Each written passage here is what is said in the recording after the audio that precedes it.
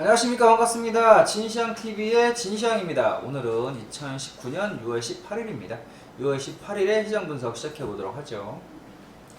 먼저 처음 보실 부분은 선물인데요. 선물 당일 추이를 봤을 때 오늘 뭐 코스피라든가 그렇게 재밌게 움직이진 않았죠. 한 2P, 2.5P 안에서 왔다 갔다 하는 흐름이었는데 선물 자체도 그 정도밖에 움직이진 않았어요. 그래서 보시면 아침에 이렇게 외인이 선물을 좀 땡기면서, 그죠? 외인의 선물을 땡기는 흐름, 그 외인의 선물의 흐름에 따라 눌림이 들어올 때마다 이렇게 조금 뭐 우상향 정도의 흐름이었는데 전반적으로 봤을 때는 선물 매매라든가 이런 부분은 딱히 재미가 없는 흐름이었다라고 말씀을 드릴 수 있겠고요.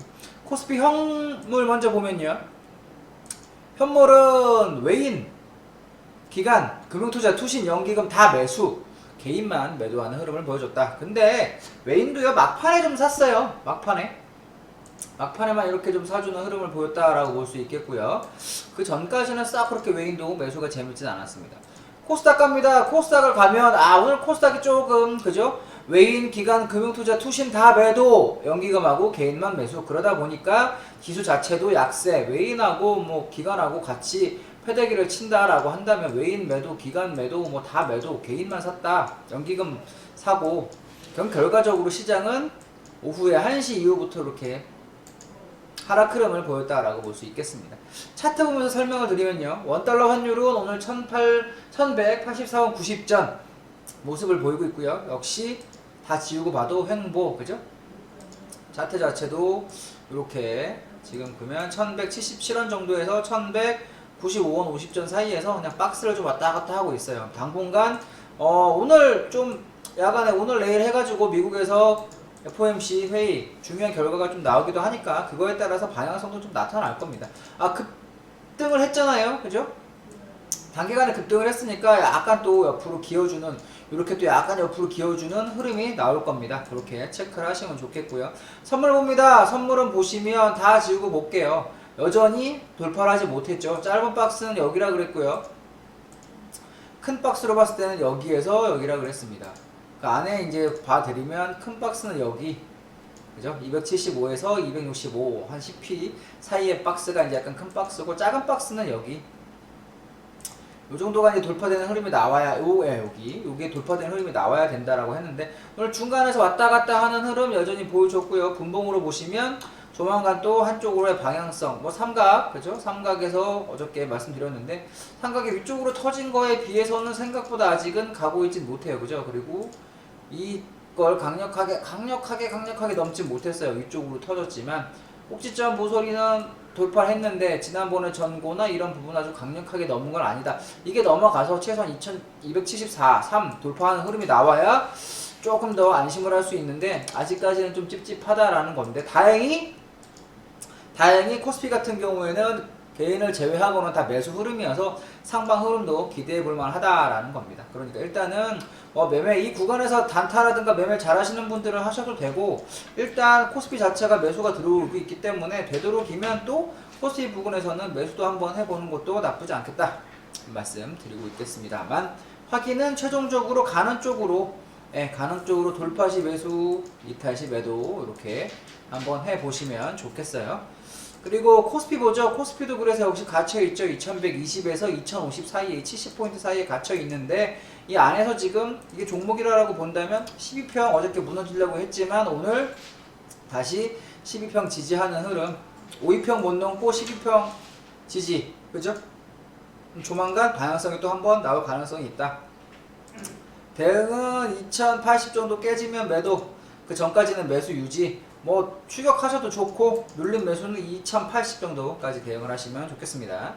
코스닥 한번 볼 텐데요. 코스닥은 720 깨지면서부터 나가리라 그랬잖아요, 제가, 그죠? 깨지고 나서 오늘 또 안 그래도 어저께 720 깨지면서 나가리가 시작됐어요 라고 했는데, 오늘 좀 강하게 724, 5까지 당겼다가 다시 깨져서 714까지 내려왔습니다. 이거 어디까지 간다 그랬죠? 700 초반까지도 가능성이 열려있다. 일단은 그렇게 말씀을 드렸고요. 시총 상위 종목들 자체가 그렇게 지금 탄력이 있는 흐름은 아닙니다. 그러다 보니까 전반적으로 좀 우하향하는 모습을 보이고 있다. 다 지우면 일단은 재미없게 여기까지 22평이기도 한 이 가격대까지도 내려올 수가 있다. 최소한 여기서 한번 반등 이후에 잘못하면 700대까지도 우리가 볼 수 있는 여건이 되고 있다. 우하향하는 흐름이에요. 전반적으로 봤을 때, 그죠?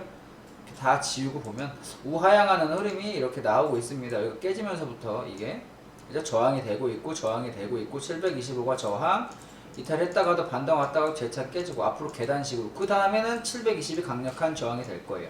그래서 내려오면서 700대까지도 여기 돌파가 됐었던 700대까지도 한번 하락을 예측해 볼 수 있겠다라는 말씀 드리겠습니다.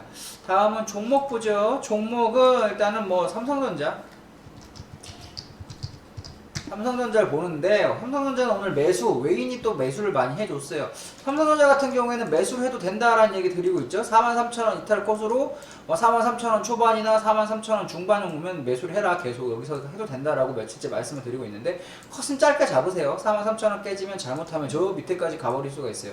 기본적으로 뭐 사선 추세선이라고 봤을 때도 42,000원대까지 잘못하면 내려올 수 있으니까 아니면 잡고 42,000원까지 한번 버텨본다. 그 대신 난 42,000원 깨지면 포기하겠다라는 전략도 나쁘지 않다. 그러나 짧게 대응하실 분들은 43,000원 이탈 컷 잡고 43,000원 초중반에서는 가능하다. 목표가는 어디? 최소한 지난번에 고점까지 한번 노려보자.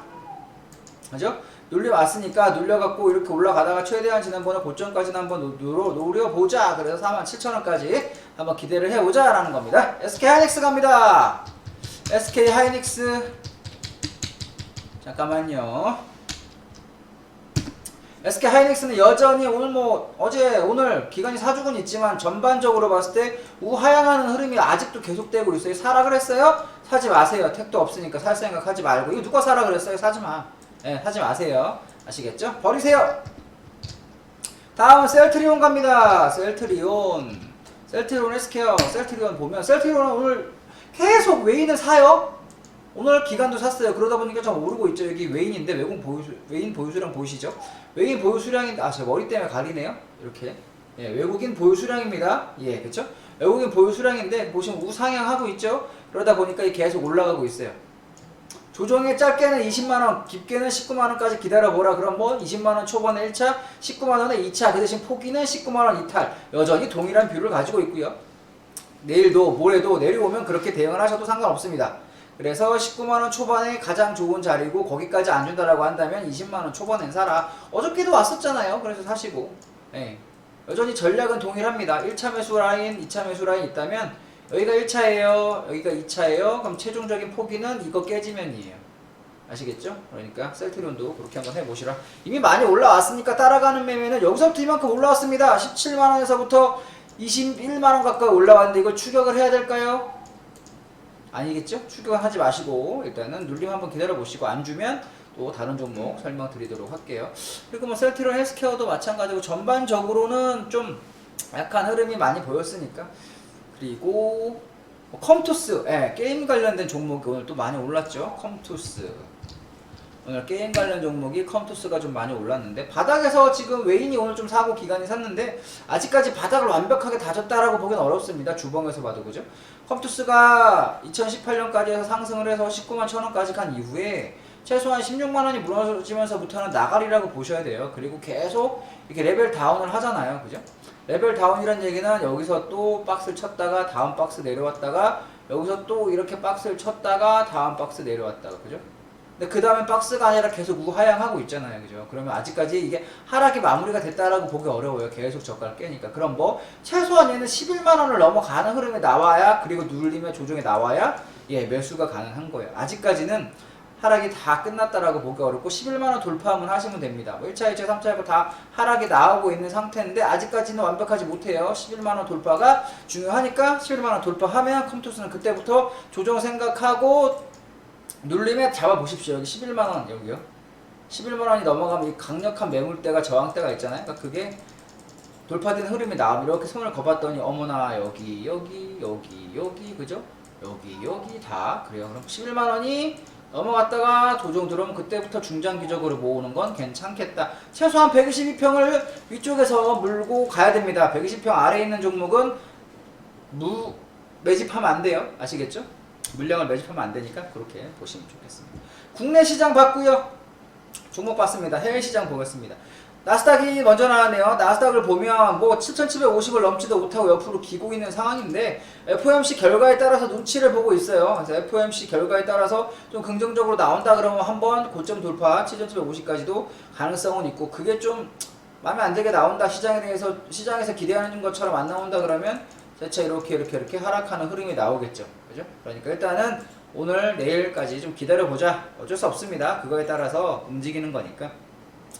S&P 500 마찬가지입니다. 눈치 보느라고 지금 꽤 오랫동안 옆으로 기고 있습니다. 언제부터요?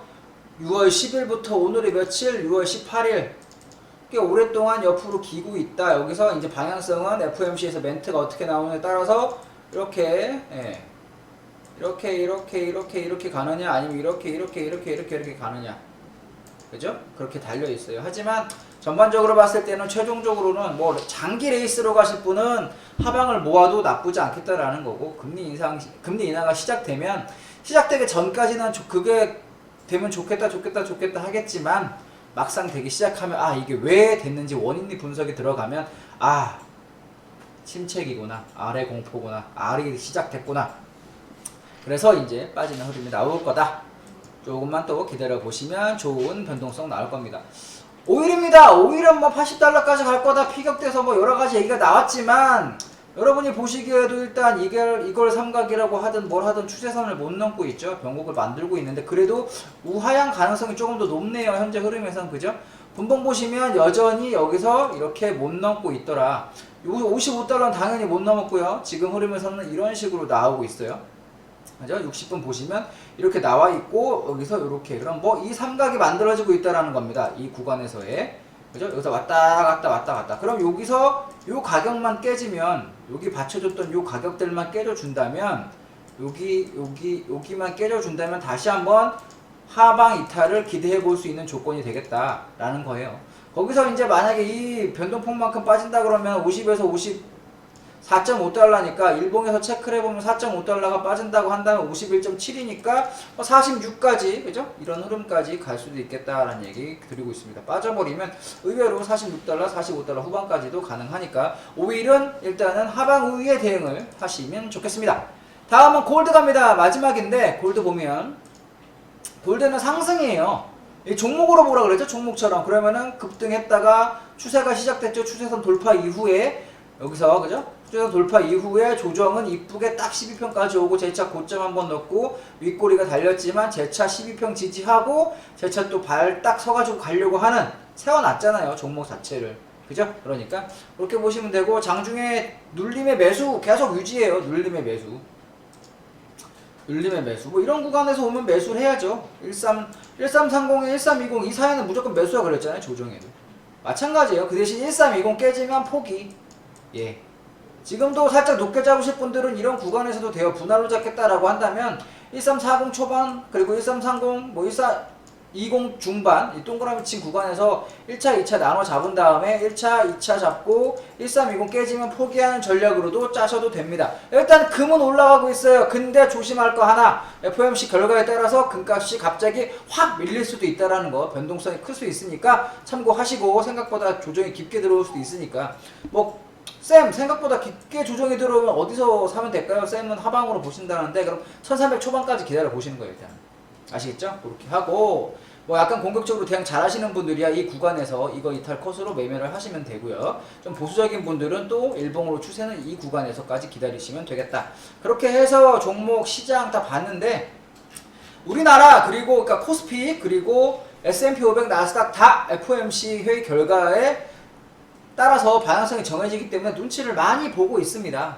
코스닥만 좀 하락하는 흐름이 나왔고, 그쵸? 그러니까 우리도 별 수 없어요. 형님들도 눈치를 보겠다는데, 우리는 형님들 눈치 봐야 되는데, 그 형님들이 시장의 눈치, 그 FOMC 파월에 입만 쳐다보고 있겠다는데 별 수 있겠습니까? 미리 안 움직이고. 그럼 우리도 기다리고 있다가 형님들 가는 쪽으로 대응을 하면 좋겠다. 유연한 사고방식을 가져야 될 가장 중요한 지금 상황이 됐습니다. 유연한 사고가 가장 중요한 때입니다. 아시겠죠? 그렇게 유연한 사고를 가지고 대응하도록 하겠습니다. 편히 쉬시고요. 전 또 내일 뵙도록 하겠습니다. 진샹TV의 진샹이었고요. 채널 구독, 좋아요 눌러주시면 저에게 또 큰 힘이 되니까 내일 또 찾아뵙도록 하겠습니다. 편히 쉬십시오. 감사합니다.